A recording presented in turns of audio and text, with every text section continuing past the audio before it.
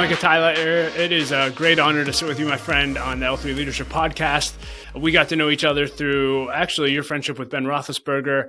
You guys partnered together to support our rescue mission here in Pittsburgh that I work at. And we can talk more about that in a little bit. You guys raised $36,000 and provided thousands upon thousands of meals for the mission.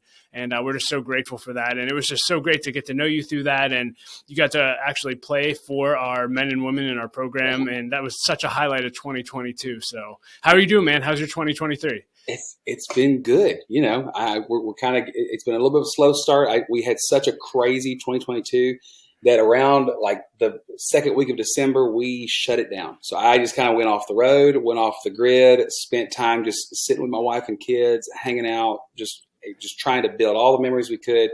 And so this is like my first week, like back on the job. So we're now getting back to running and gunning, doing the whole thing, everything. But there was so many wonderful things that happened in 22. And literally one of my highlights, one of the main ones was getting to hang out and get to know what you guys do and see it firsthand, and really playing there at the mission and serving food with those guys was it was a blast, man. It's so special.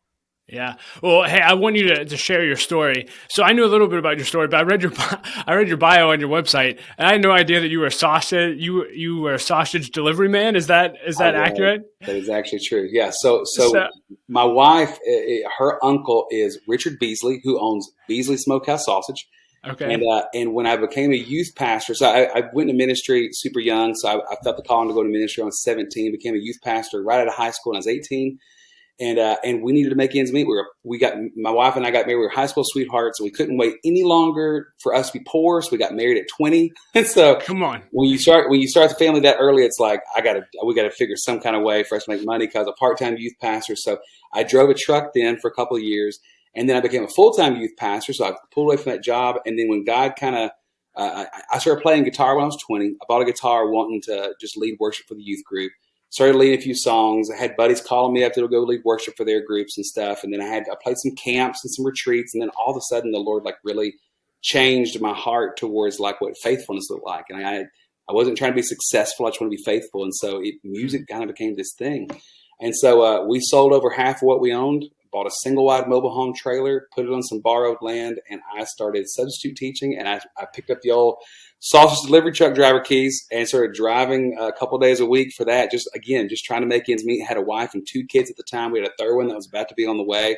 So at that point, it's like, a poor man will find a way to get a sandwich. And so is that a proverb? That's in the book of Micah part 2. And so, it was like, let's get out there. And so, so when we first started doing music, it wasn't because we had a record deal or a tour bus picking us up. It was literally like, God, we're going to be faithful to whatever you put in front of us. And so I had a family that I needed to be faithful to and take care of. And so, so I drove the truck and like I said, did some odd jobs to make ends meet until the, money was able to be provided by just doing music by itself. And so, that's it. Yeah. When did that happen? So, walk us through timing, because you hear a lot about being faithful, but the time between when the dream starts and when you actually see it come to fruition can be pretty long. How long was that for you? So actually, January 31st, 2011, which was 12 years ago, was my last Sunday as a youth pastor. Wow. And so we had just moved into the mobile home then, and we lived in that mobile home for 9 years. I did independent music for about 5.5, almost 6 years. And crazy story, the short version is, so locally, the local radio station started playing my music. It's this little station in Beaumont. They had a 15-mile radius, and they were like, hey, if you want, we can start playing some of your songs. That'd be amazing.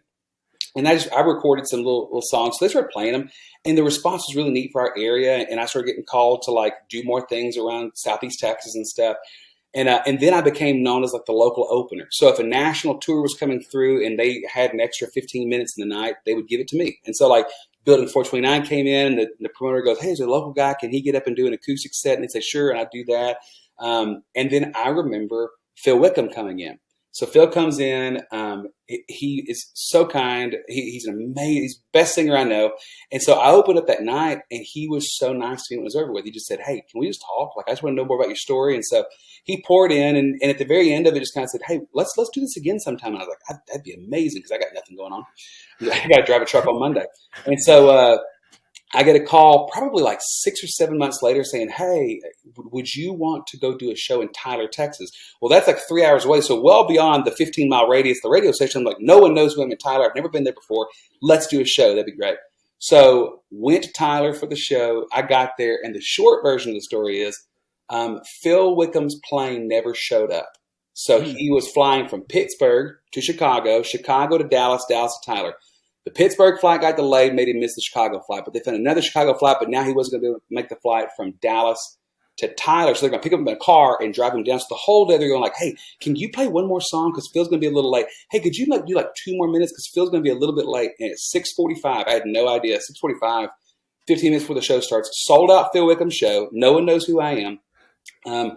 I'm told by the local DJ and the pastor of the church that there was a storm cloud sitting on Dallas-Fort Worth Airport, and the plane never could land. So he's in Oklahoma City. He will not be here tonight. Can you do the show?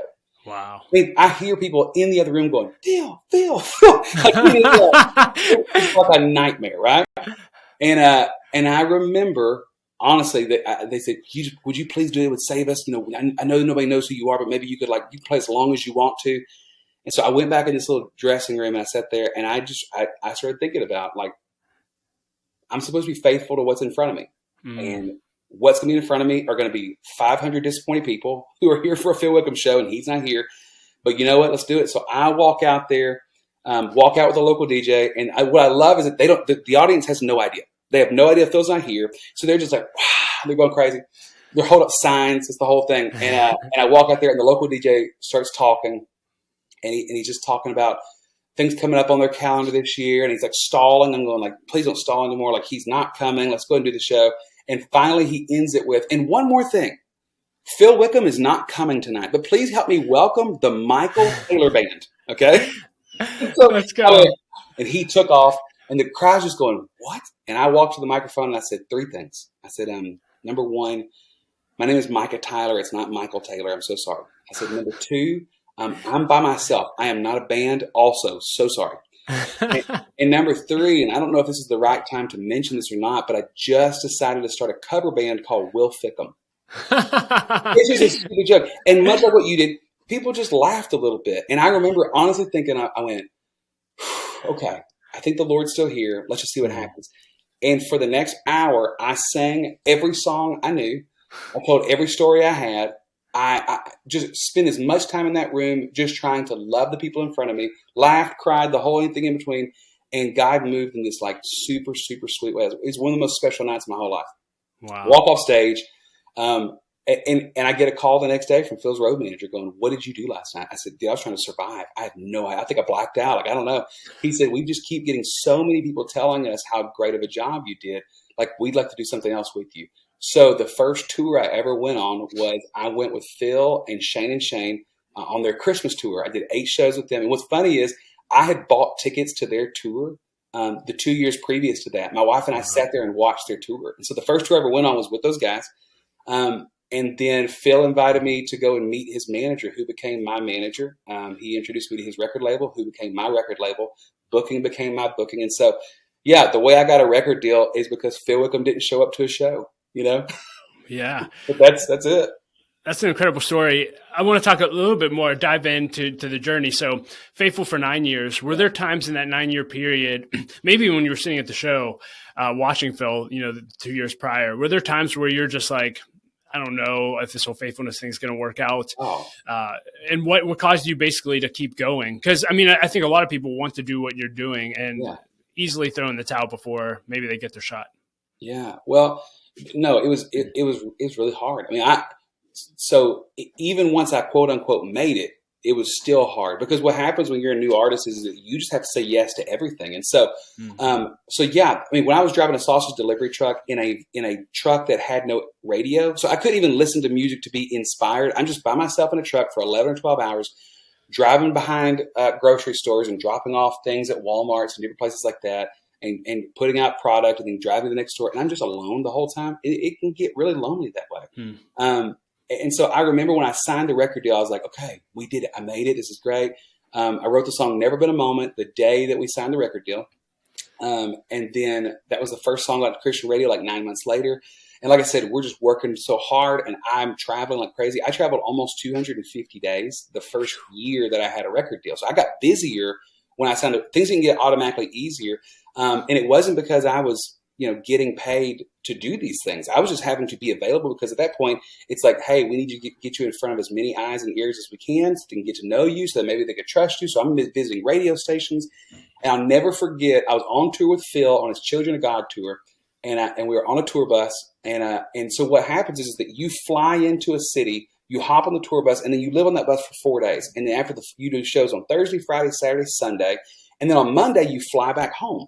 And so we'd fly home, and then you stay home for Monday, Tuesday, Wednesday. Then you fly out again on Wednesday night or Thursday. Then you do shows on the bus for Thursday, and you just do that over and over again.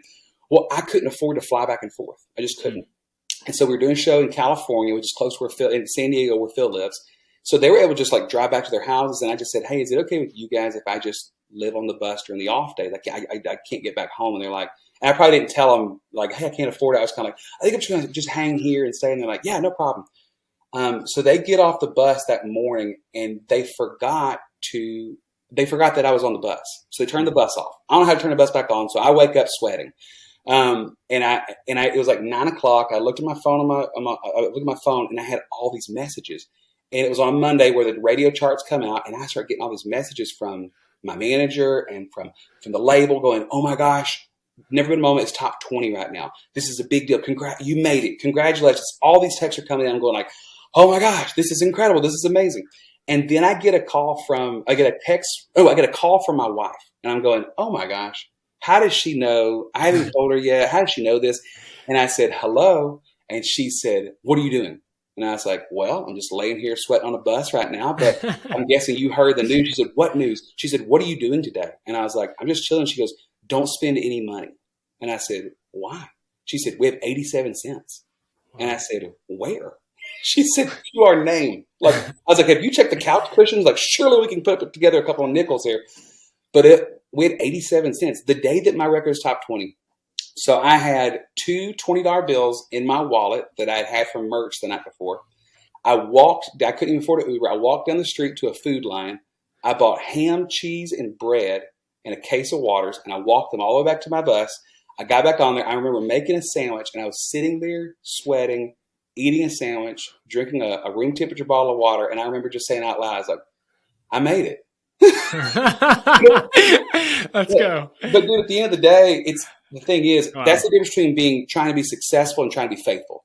Is that success has wins and losses. Like if you're trying to be successful at something, there's room to fail. Like there really is. But at the end of the day, the Bible never tells us that one day we'll stand before God and Him say, "Well done, that good and successful musician," or successful mission center runner, or podcast host, or teacher, or whatever, fill in the blank, whatever successful thing is to be a faithful servant. So my job is not to try and win at life. My job is to say, God, whatever you put in front of me, that's all I can be faithful to. I can't be faithful to anything in the future. I can't be like, God, if you give me 5,000 fans and an arena tour and a bus and a hit song, I'll be so faithful to that. Because the thing is, I'm not promised that. I may not make it to tomorrow. But if He puts 10 kids in a youth group for me to play guitar while they're eating pizza and not really paying attention to what I'm doing, but that's what He gives me, then that's what I'm supposed to be faithful to. And so for me, like today, I'm doing the same thing today as I was whenever I was driving a truck, when I was a youth pastor, when I was an 18-year-old kid trying to figure out what to do at my first job at a church, whenever I was learning to play the guitar in front of kids when I was 20, whenever I'm sitting on a tour bus sweating, I'm trying to be faithful to whatever God's put in front of me. And that works out a lot better than trying to be successful. And here's the deal. There's nothing wrong with success. Like I'm a hard worker too. I want to work hard. And when things do come up successful, praise God. But I also know on the days where I fall short, which heads up is every single day, I can still be faithful, and God is still faithful and good on those days. Micah, that is so good. I mean, you're speaking like my life message. It's the exact same thing. I tell people all the time, just be faithful with what God puts in your hand. So, man, I just love that about your story. I also believe, though, to get to where you need to go, oftentimes there's a price to pay. And you can you just talk about obeying God really, and even when it's tough. So again, you walked away from something that you were passionate about, youth pastoring. Yeah. If someone is listening to this and they're saying like, I feel a prompt, but I feel like I'd have to give up everything or sell everything, or I'd have to go, drive a sausage truck. Like, what would your encouragement to them be if they feel like they're supposed to do something? Yeah. So the Sunday before my last Sunday as a youth pastor, we had a traveling revival team. It was a husband and wife and their 3 daughters that came to our church, and they'd visited a couple times before, and they're awesome. They're named the Northams. They have an amazing ministry, and so they've been to our church a couple times. So I've met them over the years, and we've become friends and stuff. And they had no idea that I was supposed to step out and do music. And again, we didn't have a record deal. It wasn't a tour bus picking us up. It was just like, I feel like I'm supposed to be faithful to this other thing, and I don't even know how to do that. So I remember just telling the Lord, like, you're just going to have to put things right in front of me. And I'm just going to have to just do whatever I feel like I can do with whatever you give me. Like, that's all I can do. And so they came in and they said, hey, how's it going? How's the youth group? And I was like, well, my last Sunday is next Sunday. What? I said, yeah, I'm stepping out to do this music thing. And I kind of told them. They said, we didn't know you sang. And I was like, I don't either. I couldn't figure it out because it wasn't a thing that I did all the time. It was just a weird thing. But I remember just saying, I said, do you have any advice? And Connie, who's one of the sweetest people I've ever met. So they had been doing this ministry for 20 years. They raised their daughters on a bus. Like, it was the family of 5. They were born, brought home from the hospital, put on the bus, and they were traveling around, going out and spreading the word of God. And Connie said, here's all I can tell you. She said, if God were to take me back 20 years ago, and we start at the very beginning, and he said, Connie, here's how the next 20 years are going to go for you. Here's all the times this bus is going to break down. Here's all the things and the family moments your daughters are going to miss because you guys aren't back home with grandparents because you're on the road the whole time. Here's how they're going to miss their proms. Here's how hard it's going to be on your marriage. Here's how all the pitfalls, all the time that you guys are going to be treated poorly. Here's all the times it's not going to work out. Here's all the times where ends are not going to get met. Like, all these things are going to happen. She said, I would have never said yes. I would have never, ever looked at all the sacrifice in front of me and go, yeah, sign me up for that. She said, but I'm telling you right now, when I look back at the last 20 years, I would not change a single thing because God has shown us so much kindness and so much nearness and so much love. And we've been able to see the victories only that Jesus could bring because of what all we've gone through right now. She said, and so what I've learned is that looking forward, when you see sacrifice, you will always look back and see his faithfulness, not ours, see his faithfulness. So what I tell people all the time is like, hey, every time that you look forward and see that sacrifice, it's going to feel like something. But I've never sacrificed a single thing that God has not met a need in the middle of, that he has not been able to show himself. I mean, goodness gracious, 2 Corinthians says his strength is made perfect in our weakness. Heads up, we got to be weak so that his strength can be like displayed in that kind of way. And that's not a fun feeling. Discomfort is not fun, but it's not bad all the time. Sometimes he's just carving something out in us so we can fill it up later. Sometimes he's building something in us so that he could display something else later. And so what feels uncomfortable, what feels hard is uncomfortable and hard, but that doesn't mean it's not doing something and it's not wasted by any means. You talked about how you got to the point where you made it. Your song was, top 20, yeah. And now you're on the other side. And man, it's amazing to see how God's really grown your platform and how he's using you today. You just wrote a book, your music's all over the world. I'm curious, a lot of people, when they have the dream when they're young, see that, they see Phil Wickham, they see you on stage and be like, man, if I only had that life, how awesome it would be. And you already kind of alluded to there's challenges that come with that. But I'm curious, now that you're there, people say grass is greener on the other side. What have you enjoyed about, quote unquote, I don't want to say being famous, but just, your platform growing and God giving you more influence? And what's been more challenging than you may have thought? I think staying focused on the right things, the more things that are thrown at you, is hard to do. Here's the deal. One of the greatest gifts that God can give you is need. And that is not a fun one. It's not fun to just constantly need something from somebody. It's not easy either. But man, when you need the Lord and then he provides those needs, it's really like there's just kind of this feeling of like it feels so close and near. But all of a sudden, whenever, I'm not hoping that the $40 in my pocket lasts me for the 3 days that the guys come back to the bus, and that I'm just saying like, Casey, I don't know what to do. because we accidentally paid a light bill early is why we went only had 87 cents left. I was like, okay, well, at least the lights are not going to get turned off. So let's just hunker down. Like I asked a friend if we could borrow $20. And I said, have you gotten grocery shopping? Yes, we're okay right now. So like in that moment, we're just going, God, just hold all things together. So when he does, you're celebrating. Well, here's the deal. It's been a while since we had 87 cents in our account. I don't sleep on the bus anymore. I fly home in between shows and stuff. And I can get like when things get easier, I can forget how much I just literally need Jesus. And so there are those humbling moments where Jesus brings us back to reality. And all of a sudden it's like, oh my gosh, Lord, I need you. And so it's what I find the days where I choose to need Jesus and I realize my need for Jesus are so much sweeter than those moments where God has to remind me of how much I need the Lord. And he does it lovingly and he does it with compassion and kindness. But yeah, I mean, so when I talk to a young musician, and here's the deal, I don't think that everybody who asks this question has horrible intentions. But I'll walk off a stage in front of 5,000 people in Pittsburgh with Mercy Me. And Ben Roethlisberger comes up there on stage and like this whole thing's happening. They're like, how do I get to be where you are?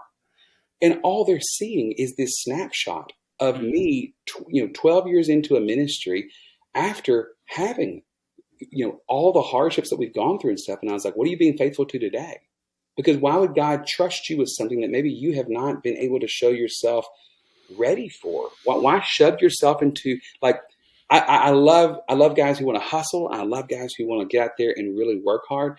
But if you're the guy who is constantly trying to beat down every single door that you could possibly get to because you just want to get in the room with somebody, you're going to end up in rooms that you're not supposed to be in. And what I've found is that the times where I allow the Lord to be a gentleman and open up doors for me, they're always the safest thing. They always mean more. And heads up. So here's it. We moved out of that trailer 3 years ago. This is not like I was in a trailer for 6 months, then we got out. We lived in a mobile home for 9 years. Wow. Hurricane Harvey in 2017 put 40 inches of rain on that little mobile home. And I'm just telling you, when you're walking around and the floors are giving way underneath your feet, that you need the Lord right then. And it really does feel like something. But here's something really sweet too. So we built a house right before the pandemic. We moved in a week before the pandemic, 2020, moved into our new home. It was our dream home. We'd worked and saved and waited. And my wife and I have been married for 17 years before we moved in. And so when we walked, Doug, I'm not lying. For the first 6 months we lived in that house, there'd be any moment in the day where you could find me or her just in a room weeping. Because the thing is, we were so much more grateful for this house right now because we didn't have this house for 17 years. So when we do have it, it's like, oh my gosh, I'm not worried about the kids falling through the floor of this house right now. I didn't have a record deal until I was 33. I was so much more grateful to have a record deal at 33 than I would have been at 23. And here's the deal. God could equip certain 23-year-olds to maybe have the full appreciation. I was not one of them. It would have been a really cool thing that I would have thought I was so cool for being able to have. But when I'm 33 and someone says, hey, we're going to help you foot the bill for your dreams and we're going to stand behind you and we're going to take what your ministry is and we believe in you. When I was 33 years old, it meant way more. So right now, if somebody's sitting there in this moment of like, man, it's just hard right now. When things finally do, if you're on the path that God's called you to be on, you're taking those steps it takes, one step at a time to get where you're supposed to be. At a certain point, whenever he does allow you to have the things he's calling you to, they're going to be so much sweeter. They're going to feel so much bigger. They're going to feel so much more important. You're going to be so much more grateful because of the waiting. So the waiting and need become this like really, really beautiful thing. And all that uncomfortableness, when it does get comfortable, you're able to go, oh my gosh, I'm breathing right now. And I'm not like, and you appreciate those things. Like, you know what I'm saying? Like when people get sick, you stub your toe. You've never been more grateful for your toe than right before you stubbed it, right? Because you hit your toe, you're going like, I just remember the days when I didn't have to limp, when it didn't hurt so much. And then when your toe gets better, you're grateful that your toe's feeling better, right? When are you grateful for a toe? Oh, it's whenever the pain is gone, right? So sometimes God gives us certain things that shakes us so that whenever it stops shaking, you can be so grateful for the peace on the other side of it. Such a good word, Micah. Well, hey, one exciting thing, you just came out with a brand new book, Walking Free. You are an author, my friend. And talk to us about the book. Why did you write this book and what do you want readers to get out of it? So what's crazy is that this was not the plan. So I wrote the song Walking Free about 3 years ago and love the song so much. And I realized that 3.5 minutes is just not long enough to talk about the grace of God and talk about the freedom that he gives us, right? And so the more that I shared this song, the more stories that came up. We filmed a music video for Walking Free a couple of years ago that partnered up with a ministry called Ground 40 over in North Carolina. It's one of my favorite ministries. I really actually want to get you and Wesley, the guy from there, together because y'all both have such incredible hearts for people and like seeing redemption and reconciliation. And so I did some events with Wesley and I just said, hey, can we make a music video literally about your stories? He goes, isn't it your music video? I was like, it's Jesus's music video, but we're going to tell your stories and I'll sing a little bit. We filmed this music video and that spurned on all these other stories. And so I just kept hearing people talking about it and just I was just conversating so much about it. So Wesley reached out to me. He goes, hey, I got an idea for a kid's book. And I was like, really? He told me the idea for it. And I was like, that's amazing. We should totally do that. So I went to my management team and I just said, hey, I have no idea how to write a book, but I got this idea for a kid's book. And I told them what it was. And they're like, oh, that's really cool. We'll check in with the publisher.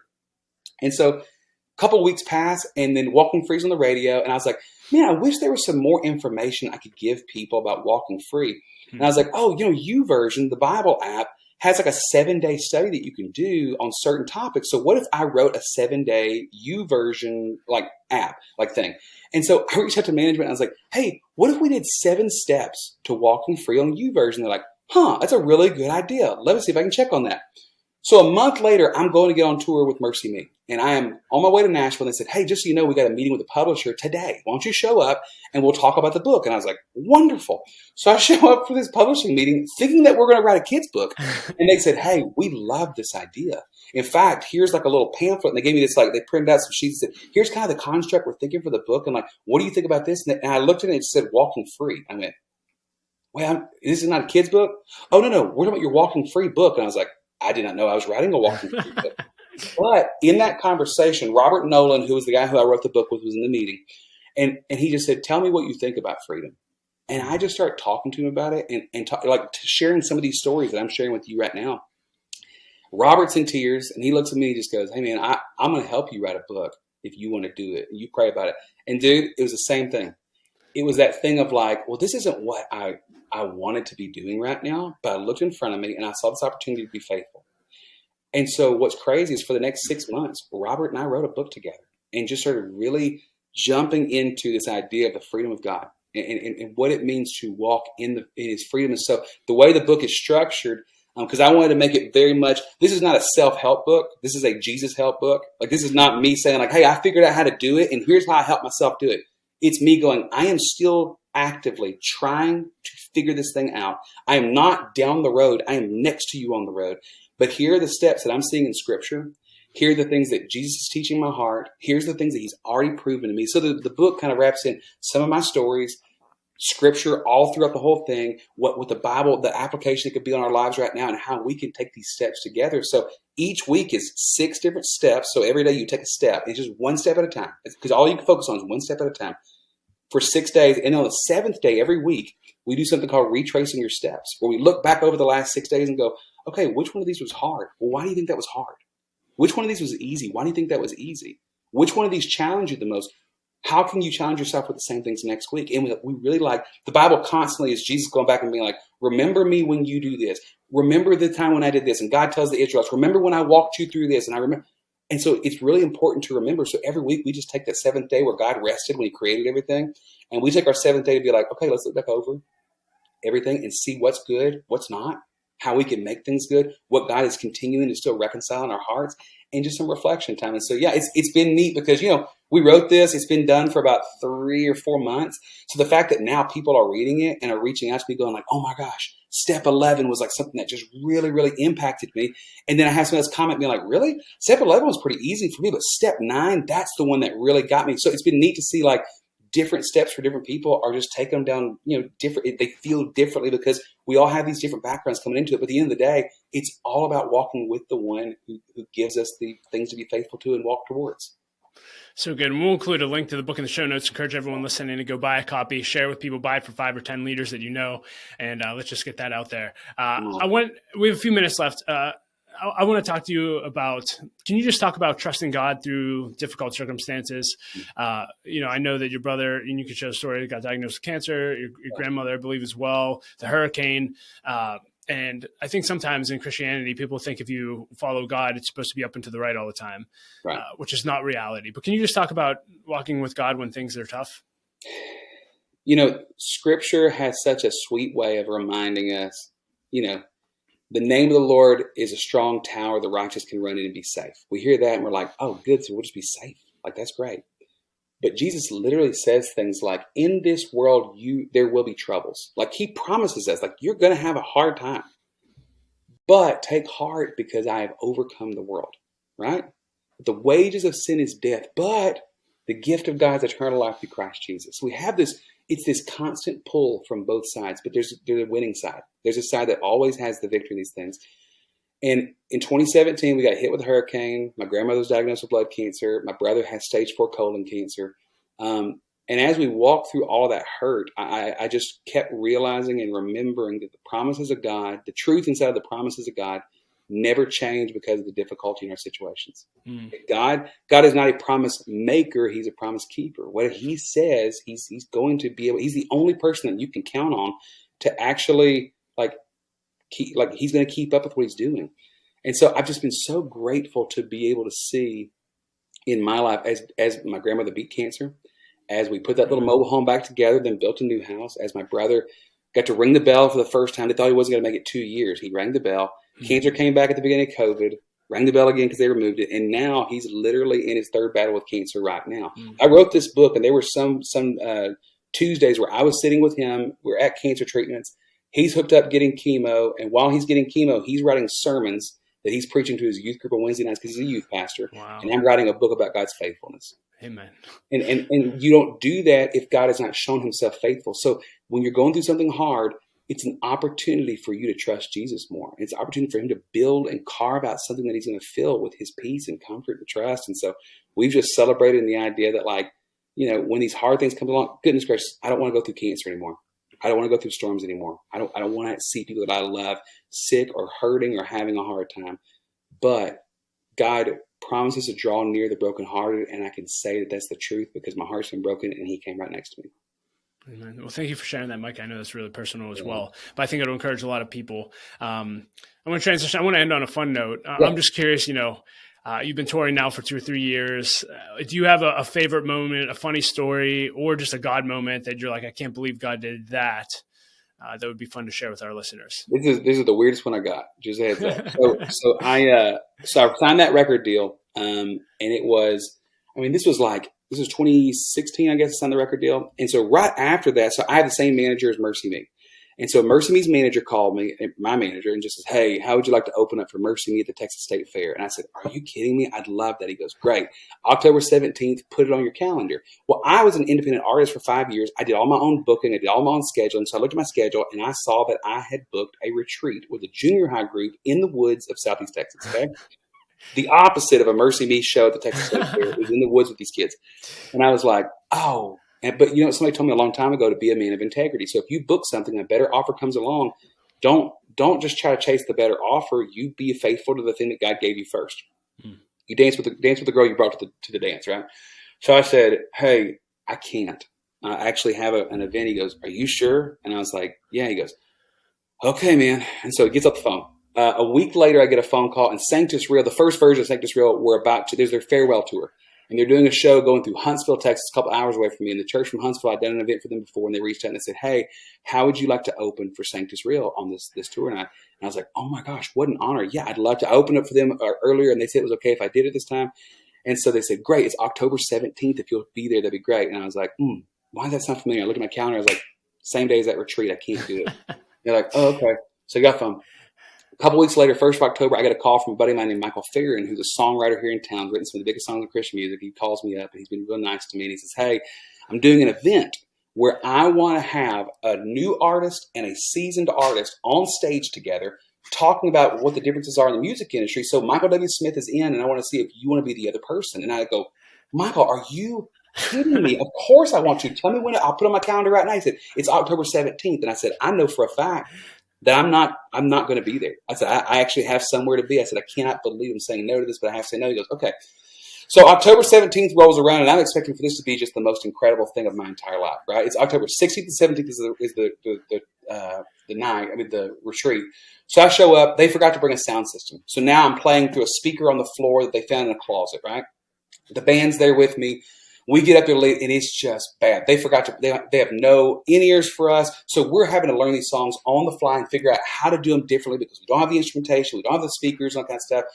It's a junior high retreat, so there's no bathing going on. They forgot about to turn our water on in our room, in our cabin that we were staying in. So when they turned it all back on, it smelled like rotten eggs because they'd been building up sulfur in there. So you smelled worse getting out of the shower than getting in the shower. But I'm just going like, okay, I'm here, I'm being faithful. It's all these things. The next day, October 17th comes around. We play a service that morning. It's bad. We play a service in the afternoon. It's bad. The night service is here. This is the night where I'm supposed to be with Micah W. Smith or Mercy Me or Campus for Love. So we had a time in my life somewhere else. And I went in there and we led worship and it went fine. Okay. It was fine. The best service so far, but it was like, whatever. So we go back there. The guy's going to preach. I went and found a closet and I got inside and I remember saying, God, you owe me one. Do you see how faithful I've been so far? I better get out there and I want to experience something I'll never forget. So all of a sudden I hear the pastor go, we're going to ask the band to come back up and play one more song. So I go and we get up on stage and we're going to sing a song called Great I Am. And all of a sudden he goes, and as the band plays, you come and talk to me if you need prayer. Band, go ahead. And I said, I want to be close to your side. And I look down, there's this little sweet 7th grade girl. She's in the front row and she looks right up at me and we make complete eye contact and she just goes, ah! And starts vomiting. She ate some bad camp food and never breaks eye contact. And she's just throwing up and looking at my eyes. And I went, oh, like that. I look over at the youth pastor and he goes, keep going, keep going. So I said, so heaven is real and death is a lie. Play the whole song. Kids are trying not to throw up. They whisk her out of the room. They cover it with paper towels. We sing the whole song. It's over with. And I get in my car and I just went, what in the world? And I remember in that moment being like, the outcome of your faithfulness is not something that you get to decide. Ooh. Being faithful is something that the decision to be faithful is what you decide. Now here's where it gets crazy. So I signed a record deal. We put out a couple songs on Christian radio. The next year, I get nominated for a Dove Award for New Artist of the Year. I get my tickets in the mail. You know what day it was? October 17th, 2018. Come on. I would have never remembered that date if I had not turned down 3 things and watched the little girl vomit right in front of me at this crazy retreat. But the Lord made me laugh so hard. It was like a long con. The whole thing was a complete setup. It's like a sitcom that he had been planning out up at the galaxies, right? But I remember laughing and being so grateful for it and just being like, I appreciate it so much more because of everything we went through. So, like I said, you have no idea what the outcome of your faithfulness is going to be. You don't get to decide how that goes.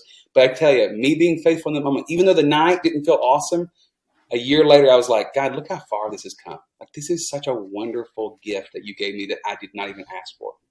Amen. Well, that's a perfect place to end. Micah, thank you so much for your time. Thank you for your faithfulness and your journey. Thank you for your faithfulness and your ministry. Again, we'll include links to everything in the show notes where people can connect with you. And just really grateful. And again, thank you for everything you did for Light of Life here in Pittsburgh.